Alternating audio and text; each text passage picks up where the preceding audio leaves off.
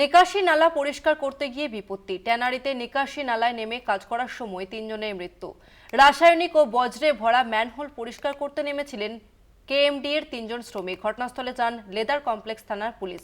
Leather কমপ্লেক্সের chemical মিশ্রিত বিষাক্ত গ্যাস থেকে মৃত্যু বলে অভিযোগ শ্রমিকদের।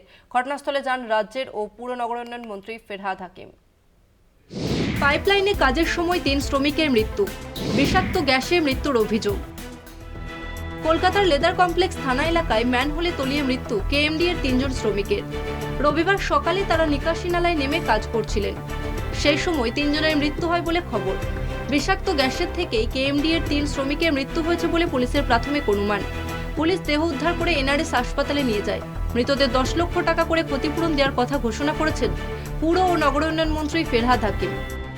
অত্যন্ত মর্মান্তিক এমন একটা ঘটনা ঘটেছে যেটা ঘটা উচিত ছিল না। কাজটা নতুন যে পাইপলাইনের কাজ যেটা শ্রমিকরা করছিল সেটা ড্রাই পাইপলাইনের কাজ, কিন্তু ম্যানহোলে যখন দিয়েছে এই যে ওপর থেকে ডিসচার্জ করে দিয়েছে রাস্তায়, তার মধ্যে ওটার ভেতরে ঢুকে গিয়ে কেমিক্যাল রিয়াকশন হয়ে কোনো একটা গ্যাস সেটা ওর ভেতরে ঢুকে গেছে।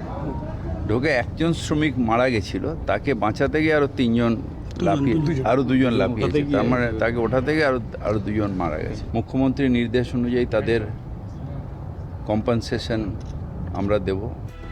29 জানুয়ারি কলকাতা, দিল্লি, মুম্বাই, চেন্নাই এবং বেঙ্গালুরুতে শ্রমিকদের দিয়ে ম্যানহোল পরিষ্কার করায় নিষেধাজ্ঞা জারি করে দেশের শীর্ষ আদালত।